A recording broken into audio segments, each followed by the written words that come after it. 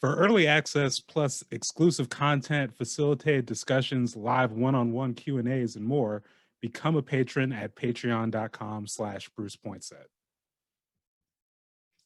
Welcome back to the Blacktastic Adventure, a virtual exploration of Oregon's Black diaspora. I am your host, Bruce Pointset, and on today's episode, I speak with Alexis Braly James. Alexis is the CEO and founder of Construct the Present, a leadership activation and culture changing consulting firm. They provide strategy implementation for organizations through healing conversation. And more importantly, Alexis is, DEI often comes off as a buzzword to many people. Some people even treat it like it's, some sort of buzz industry. But for those who are doing the work the right way, it offers immense potential in terms of, changing paradigms and changing just how people are cared for and the environments we create. And one of the things I love about the way Alexis approaches this work is that, she does this for real change, even down to her, I'm out of the office emails, which I want to read for you just to give you a little flavor of what she brings to the work. So when you get an out of office email from Alexis, it might read something like this. Hi there. Thank you for your message. The pandemic has created an increased sense of urgency regarding response time. Construct the Present sees urgency as a form of white supremacy, and interrupting white supremacy is integral to our business model and my personal well-being. Because I put a lot of thought and energy into every email, I have thoughtfully created my schedule to accommodate the space needed to do so. I respond to emails on Mondays and Thursdays. If you truly believe this is urgent, you can reply and CC Leanna at constructthepresent.com. Thank you for supporting the work of dismantling white supremacy within our world and workplace. With love and connection, Alexis. Again, she takes this seriously. She names white supremacy. She attacks white supremacy, and she does it out of a love for the people and a genuine desire to achieve justice for the people. So we had a great conversation, and I think you're really going to enjoy it. Check it out. Thank you for coming on the program today, Alexis. How are you doing? I'm doing well. It's a privilege to be here. I follow all your work, and you're just killing it in the game. So thanks for inviting me. Well, thank you. Thank you. Just for the audience, we kind of just give a little background as far as how we got connected. You actually, how was it, 2-3 years ago now? You did a presentation for, God, right? So you did a presentation for an organization I volunteer with, Respond to Racism, Lagos Oswego, on just, white allyship and, close-knit communities. And, I'm always curious as far as, people doing presentations, especially on anti-racism and LO, if you had any, I don't know, just what your experience or brief time, I guess, in LO, like if you had any observations or takeaways or just general thoughts on, the community or what's happening out there. Yeah, I think my experience, I was extremely impressed with the turnout because I think how I got connected to Respond to Racism is your mom, Willie Poinsett, had come to that same conversation that I did at the rec center, the Lake Oswego Rec Center.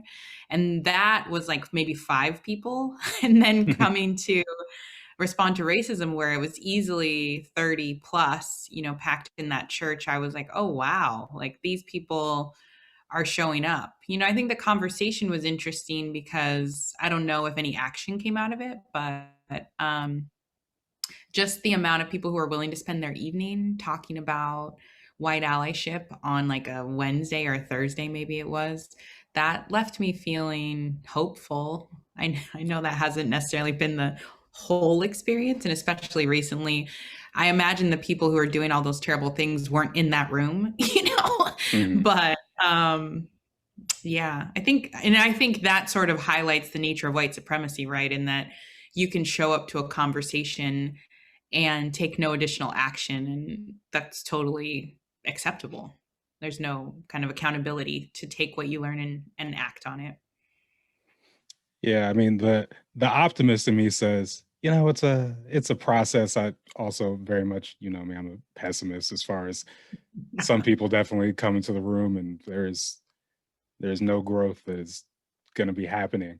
But you know, part of me says, okay, it's a process. You know, there's some people are going to come in there, and you know, I think I think what was really, you know, just what really, what's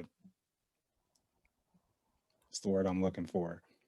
I really just like enjoyed and I really appreciated about your presentation was just, you know, just some the frankness, like Mm. being like, look, the kids are not okay. Just coming in here and patting ourselves on the back for showing up is not okay.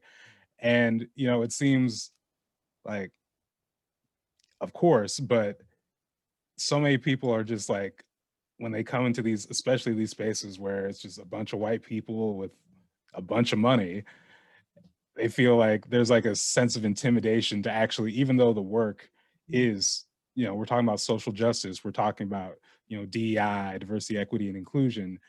People get really skittish about like actually pushing the rooms or actually saying what Hmm. needs to be said. And so it's just, it was refreshing for me to be like, okay, you have someone in here who's like, no, it's not all right. We have to, you know, I know some of you may take nothing from this, but I'm not just going to sit here and not say it. I'm not just going to sit here and be like, oh my goodness, I just, it's so great seeing your smiling faces as we talk about racism tonight. This is the hard work. Yeah, no, I don't Good spend a job, lot you. of time patting people on the back. I reflect and think like, wow, that was really impressive. But in the moment, yeah, I know exactly what you mean. And I think part of that is growing up in Oregon. Like I have a familiarity with white folks and in particular old white people that I think you can only get growing up in Portland and in particular in Oregon and being biracial. Because, like my maternal grandparents raised me and they are old white people for lack of better explanation. Like my grandma's in her 70s right now, but they raised me. And so when you have that intimate relationship, I feel a little bit more comfortable on where the pain points and where the push points are, but also I'm comfortable, right? Because it doesn't feel different for me. It feels like, oh, I've been at several family reunions where everybody on my mom's side of the family is white and most people are over the age of 60. And so being able to navigate in that world is like a second nature to me. So I don't walk in intimidated. I'm like, yeah, let's be real. Let's talk about it. Let's get to the point because the more time we waste trying to euphemize the conversation, the less time we have to actually get to, so what are you going to do about it? And I think in that conversation, we spent quite a bit of time on like, so what now? Like what's respond to racism going to do? What are you as an individual going to do? How are you going to move this conversation forward in your community? Right. Right. So yeah, can you just talk a little bit more about kind of like growing up in like what part of Portland did you grow up in? Out of curiosity. Yeah, I actually grew up in Aloha, Beaverton, so suburbs. Hmm. And I went to Aloha High School is where I graduated from. And Aloha, for people maybe who aren't from the Beaverton area, Aloha is in the Beaverton School District. But when I was there, it had the reputation of being like the poor school. That's where all the poor people lived. And my family was able to live in the neighborhood we lived in because of Section 8, because my mom was a single mom and had 4 kids. And so I think that was a common experience in the neighborhood that we lived in. That's where you could rent if you had Section 8 versus like Southridge is also in Beaverton School District. And so is Beaverton High School, which those are two very different experiences than what Aloha was. Um, and so there was definitely people of color in my high school. There were very few biracial folks. There were a lot of African immigrants, specifically from Somalia, and there was a lot of Latinx people, specifically from Mexico and El Salvadorian. And I distinguish that because I remember one of the very first lessons, like being that there was very few African American folks or biracial, my people ended up becoming like the Latinx community who kind of adopt me and were like, "Oh yeah, you can sit with us." And I was like, "Where are Mhm. my people? Who are my people?" And one of the first conversations I remember having is I was like, "Oh, you're from Mexico?" Because all the other people of color, all the other Latinx people I had met were from Mexico, and I was like, "Oh, you must be from Mexico," like committing a microaggression. And my friend was like, "No, I'm El Salvadorian." That conversation stuck in my head so much because it really taught me that the Latinx experience is universal. And I never made the mistake of assuming someone was from Mexico again because she like set me straight. She, took me to task for like, no, and Mexico and El Salvadorian, she was clear, are two very different experiences, very different countries. But so that was kind of my experience growing up is this multicultural where, I spent weekends with my dad. I lived most of the time with my mom, who's white, my dad's black. And then at school, I was immersed in the Latinx experience and like learned Spanish and went to a lot of quinces and listened to mariachi music on the weekends. And so I had all these unique experiences, but it wasn't really until college when I went to Portland State University that I felt connected to my blackness. And that was through Black studies, being able to study the history and the African diaspora. That's when I started to really see, like, oh, dang, this is powerful stuff. I need to connect with this on a deeper level. And so I think there's probably people who live in Oregon and get that in their schooling, but that certainly wasn't my experience. The only time we talked about Black people or Blackness was when we talked about slavery or when we talked about Martin Luther King. Mhm. Yeah, it's interesting you say that about. Not sure if you were. I'd heard recently because I've been doing some stuff with a Beaverton sort of BSU advisors group that I guess apparently now Aloha has the highest sort of Black population in, I guess, like the Beaverton school district, which, you know, it's interesting evolution from the time you were talking about. But also, it's interesting you talk about, kind of like finding that real connection through Black studies. Is that what kind of got your interest as far as kind of going and working in education? Yeah, I think, well, I had this one particular experience that sort of changed the trajectory of my life. For a long time, I had thought I wanted to be like a flight attendant or I wanted to travel basically for my job. So I was looking at all the jobs I could do to travel. But it was my junior year. I was in AP history, which is like the advanced placement history class. And we had this activity where you had to convince your partner that affirmative action was you were assigned basically the topic was affirmative action, you're pro, you're con, and you're supposed to debate about it. We Yikes. were in yeah, right. Can you see, I've since talked to my history teacher because we stayed in contact, and she was like, I just want to apologize again. But yeah, so that's the thing, we were talking about the 1990s in this history class. We had gotten to somewhat present day. So I'm partnered with someone and I'm like having to convince. And I remember I just was like shut down. I was like, this is wrong. Like, I shouldn't have to explain this. And I sat down and just was done. And my teacher came up and talked to me and she was like, "Oh, I hear you, Alexis. Like, I really see you." And from that moment, I was like, I want to teach. I like, this is bullshit. This whole activity is bullshit. This topic is bullshit. Like, I'm going to teach history and I'm going to teach it from the perspective of Black people. Like, that was my 17-year-old brain. And so I immediately, when I went to college, I majored in history and Black studies. And I knew from day one that I was going to be a teacher. And I was like, this is what I'm going to do. This is how I'm going to do it. I took like a detour because I was like, well, maybe I want to be a curator. So I worked at the Smithsonian for a year, but I was like, no, this is boring. I want to be a teacher. And so that is definitely the connection to Black studies. I was like, yes, I'm going to take all of this into my classroom. It's going to be so great. Didn't exactly work out that way. Spoiler alert. It's really hard to teach Blackness within white supremacy, but I think we know that. Yeah, but you know, it's again, it's a process. So you got interested in working in education. You were another connection we have found out later is that you were with Oh, yeah. Smart for a while. Uh, So you talk about, yeah, sort of like your experiences, what got you working with Smart specifically, and I guess for people who don't know what Smart is, Start Making a Reader Today. It's a program where volunteers work with, they read with students in different. I think it's not just like Portland. It's Beaverton and other areas kind of throughout the state as well. But I volunteered there for a little bit, reading with kindergartners and whatnot, hoping to build and promote literacy. But anyways, yeah, could you just talk about that for a little bit?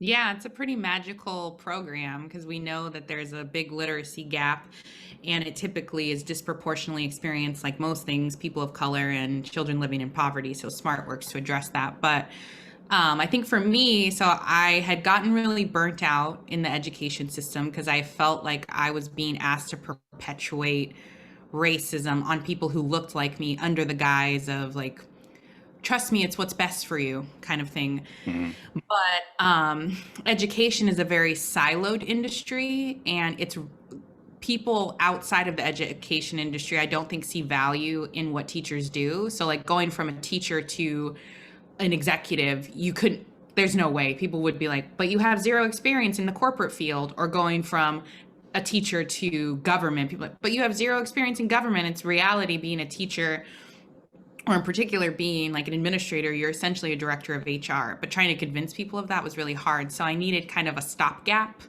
or a transition period to be able to exit education and into a different field. And SMART was really that pathway for me because it was very much in line with education, and all of the information and knowledge that I carried from being a teacher and from being an administrator helped me be a better program director at SMART because I knew the language. I could, because a lot of that role is finding partnerships with schools and teachers who want to bring SMART into their classroom. This was pre-pandemic.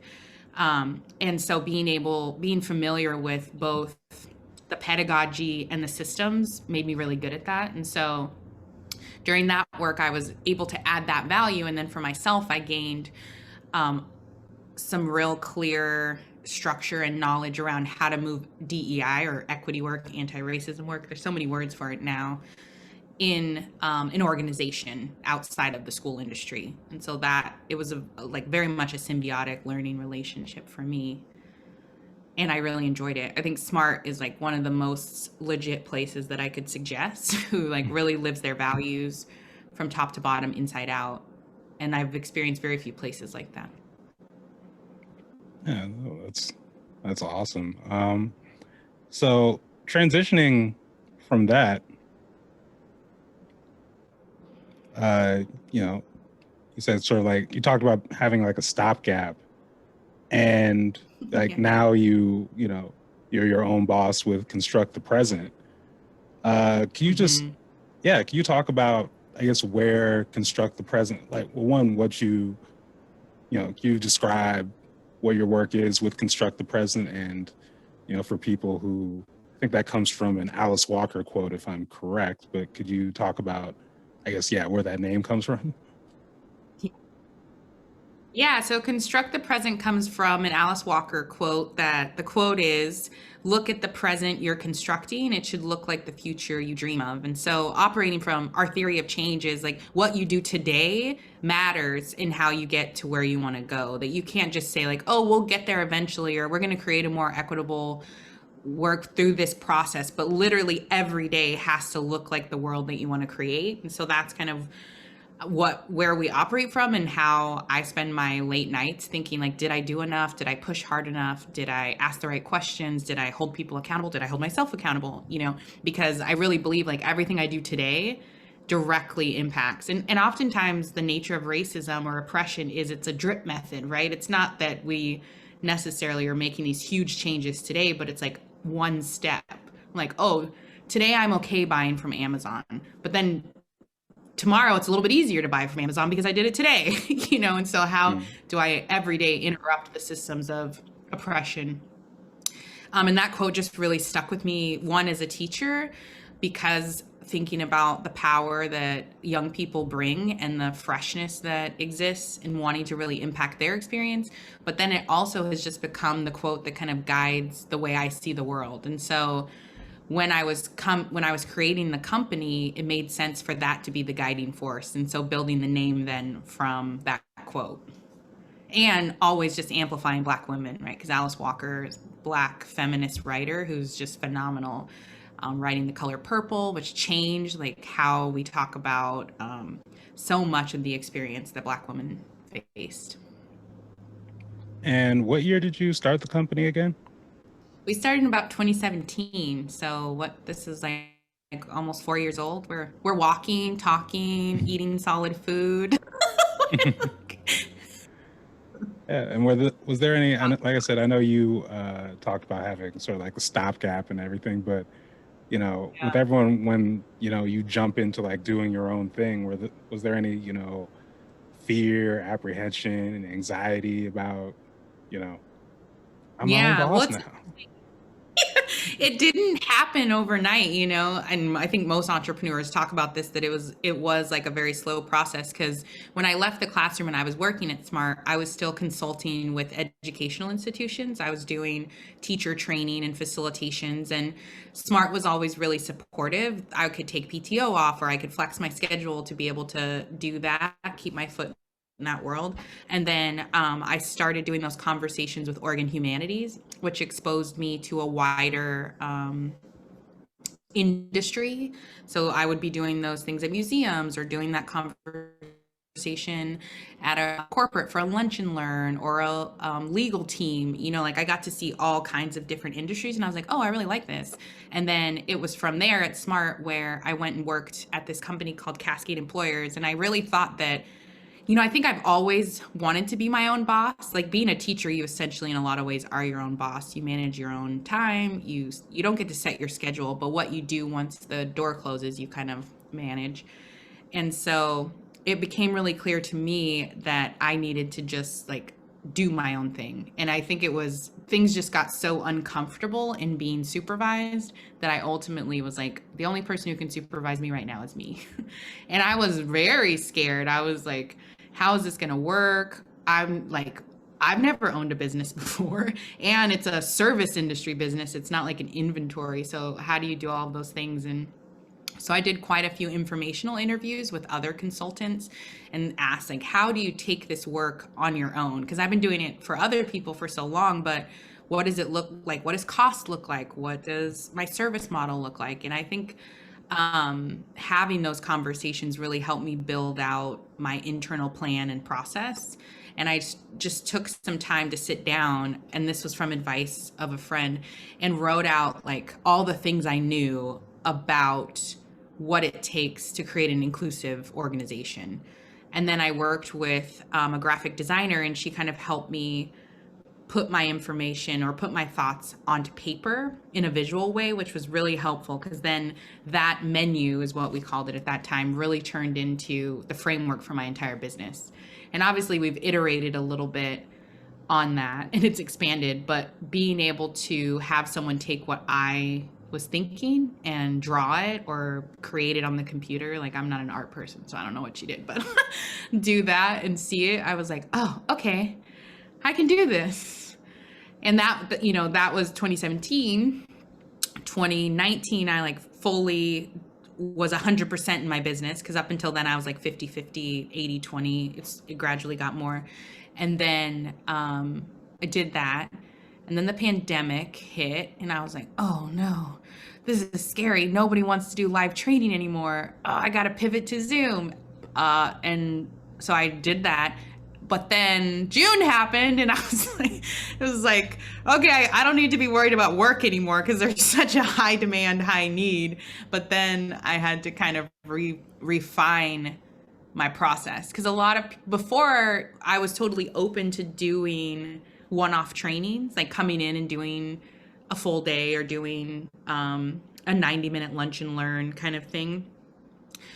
But after Ahmaud Arbery, Breonna Taylor, and George Floyd, to me, I felt like, no, that's not making a difference. That's just checking a box. And I refused to do any individual trainings. And people were like, well, will you come train our leadership team? Or will you come do this? And I was like, no, we don't do single engagements. We only do year-long contracts. And that was a risk, I guess, from a business standpoint. It was a risk to take because people would be like, nope, sorry, not interested. But I think what ended up happening is because we're about a year, well, that was in July, but so we're about halfway through, that really weeded out a lot of the people who only wanted to do anti racism work to be performative. And it was people who are willing to commit significant dollars, time, and people resources. And it's definitely been inspiring, I think, is the word that comes to mind these last 6 months, because my days are filled with folks who are committed and are like, I want to have the hard conversation. I don't mind, like I have a email responder on right now that's like, hey, you emailed me, but the pandemic has created urgency, and urgency is a form of white supremacy. So I respond to emails on Mondays and Thursdays. And like everyone I work with, like I think maybe if I had a different clientele, I would never have put that on. But all of my clients are like, oh, thank you so much. Thank you for the list. This is making me think if I'm doing, like the conversation that just that autoresponder has created continues to let me know that I made the right decision in June to be like, nope, only year-long engagements. If you can't do that, then I'm not for you. Yeah, and that's, I think just really being, again, just out front there and being real and frank with people, it helps, like you said, weed out who's serious about this and who's just, you know, trying to get their, I did my good white person deed for the day, or, their merit badge or whatever. Yeah, So, like stickers when you vote, right? I voted.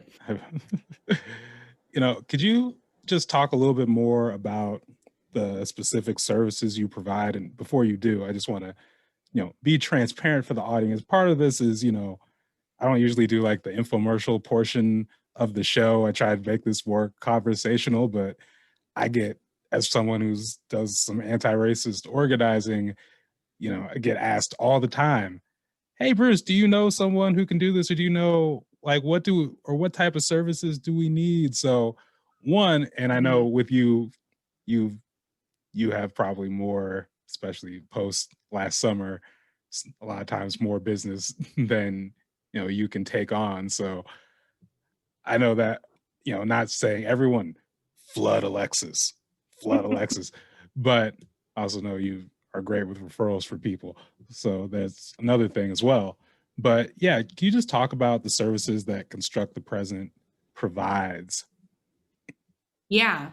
So we just do three things. We do equity audits or assessments, which is an internal exploration of the things that an organization is doing well and where the areas of opportunity are to implement strategy for the organization. So it's sort of four prong, where we do a document review looking at employee handbooks, processes, policies that are written, doing focus groups with employees, community members, leadership interviews, and then an inclusion and belonging survey.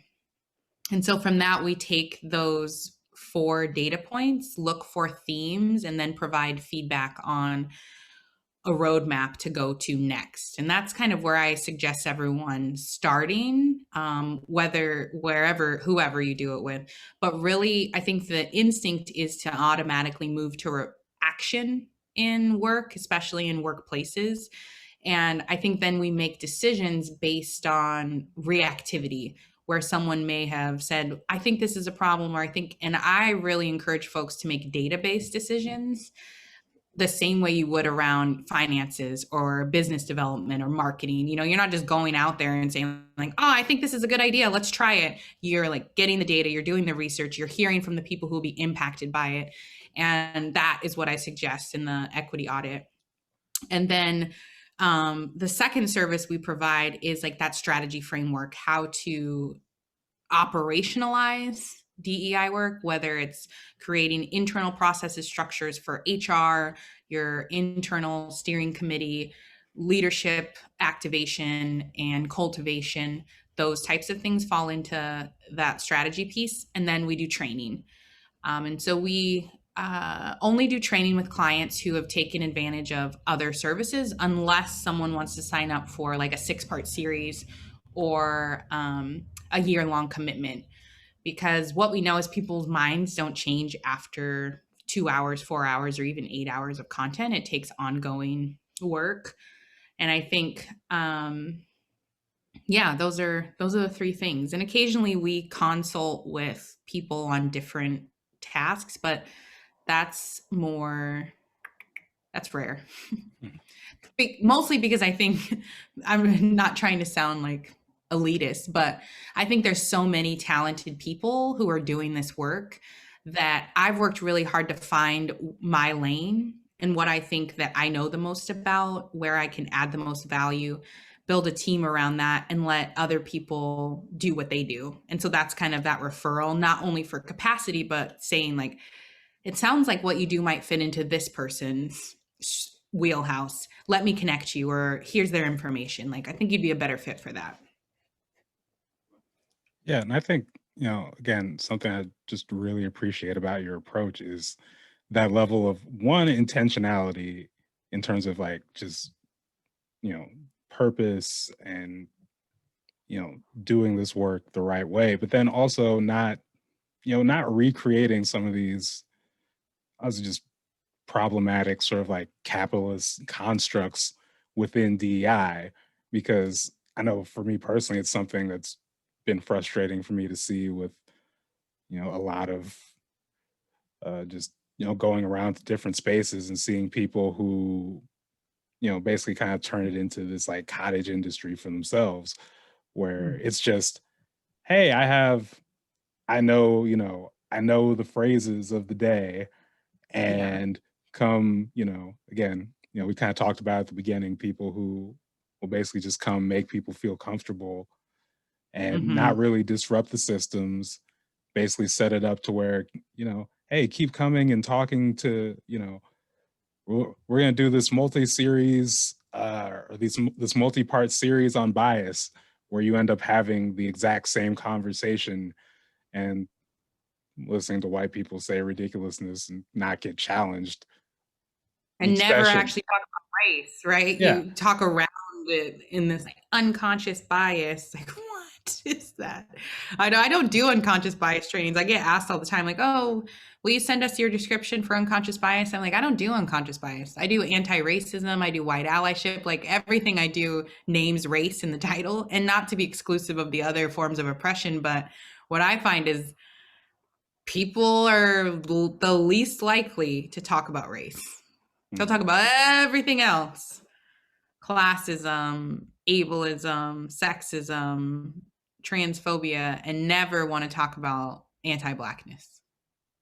exactly. But I try to do it in a trauma informed care way, right? I'm not like, I know, I know racism is traumatizing both to the oppressor and the oppressed. And so I try to do it in a way that feels accessible, but not centering the experience of white folks. And it's a tightrope, and I'm sure there's some times where I lean too heavy on one side or the other, but But I imagine it gets yeah. people, sometimes, uh, the experience, it's a uncomfortable experience for the people, or it's, but maybe sometimes that pokes you into thinking and getting somewhere eventually. At least, again, that's the optimist in me speaking. But I think, Mhm. personally, when we talk about people who kind of take a more, I'll just call it a more grifty approach to DEI, I think it's the part that bothers me about it, besides just the immediate, is the implications. Because I think, you know, not to, I just said, not recreating capitalist, problematic capitalist structures.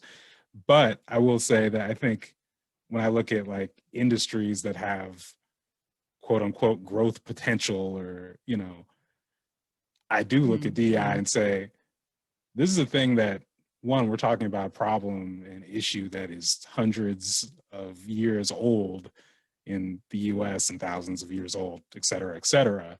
So it's not going to go away tomorrow. It's not going to go away in 5 years. This is something that is going to be needed and institutionalized everywhere.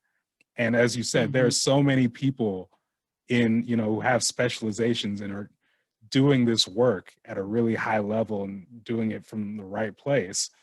Like, I just say to myself, like, everyone talks about job creation. There are so many opportunities for jobs that people actually need, that would actually help move this society forward and actually help create an environment where people are safe and protected. Like, we could make all these things connect. But then when I look at people, when I look at like the grifty side, where it gives people the opportunity to say, like, well, see, DEI is a scam, we don't need to do it, and cut it out.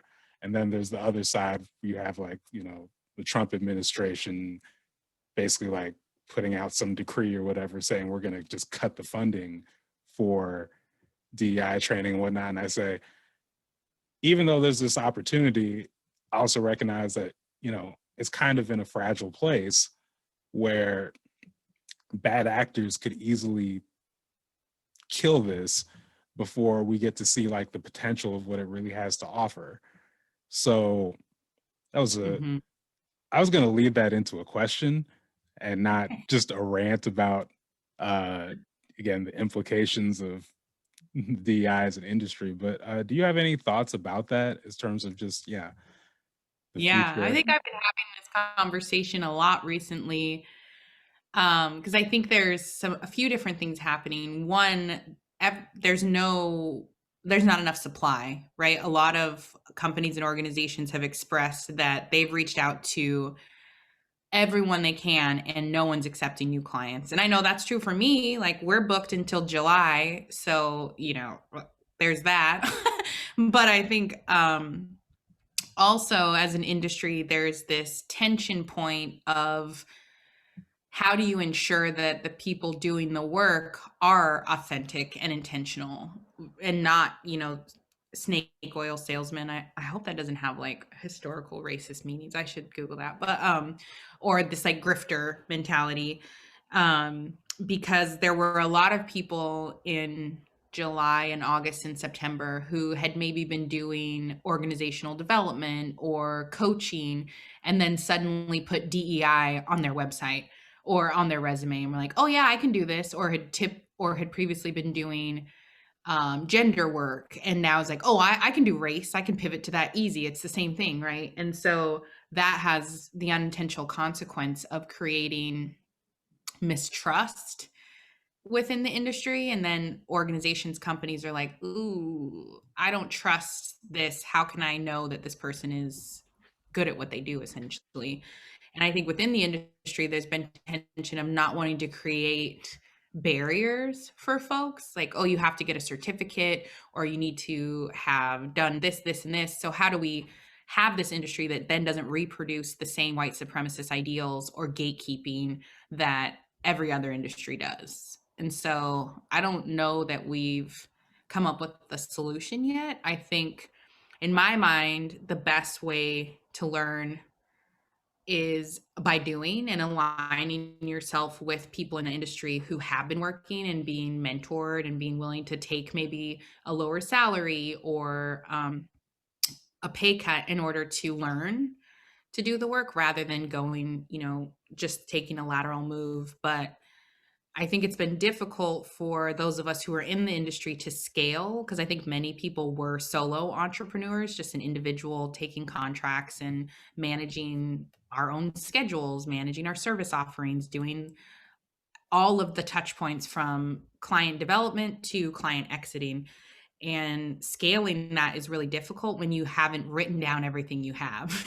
Like, I don't have a handbook on how to walk an organization from day one to day 366. I just knew it. And so I just did it. And because I'm the only person who did it, I didn't take the time to document it necessarily, except for external processes. And so internally scaling and building capacity has taken quite a bit of time, and we're still not perfect, but I think if more people are doing that, then there will be this next generation and there will be additional capacity, because I think you're right, it's not going anywhere. And in fact, the nature of racism in particular is that it just gets smarter and, wiggles a little bit narrower to get into the spaces. So, what do I think about the industry? I think do your research, ask for referrals, hear from people and ask specific questions. I've thought a lot about sort of providing resources for organizations on what should you ask.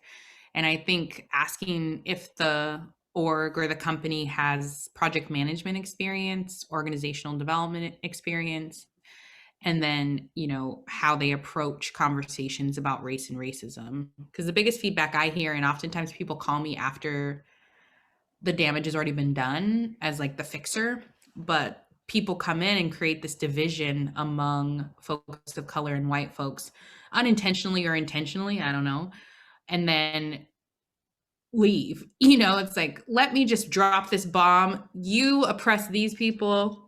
You should feel like the victim. Oh, poor you. And you're terrible people. I'm out. And like that harms people of color, because white folks are also harmed in the process, but all of the systems are set up to support their harm, to assuage their harm and help them. Where people of color, and in particular Black and gender nonconforming folks, there are no structures to support us in that moment. And so it can be really problematic. And, God forbid they come in and drop that bomb where it's like, actually, Black people, you are actually the problem. The white people are right. Thank you and good night.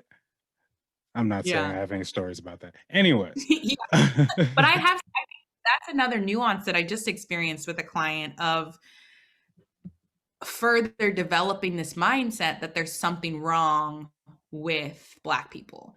Oh, we just need to give you a coach, or we just need to give you additional education, or you just need to assimilate a little bit more, and we'll help you assimilate by giving you a mentor and giving you additional training, where it's not really operating from the framework. No, the system is the problem. It's not the Black people in the system. Like, rather than providing a mentor, why don't you completely reevaluate your management process? Like, Yeah. So I think those are kind of worst case scenarios, is depending. Yeah. So, you talked about yourself being booked up through July, but one, congrats. But two, what's next for Construct the Present?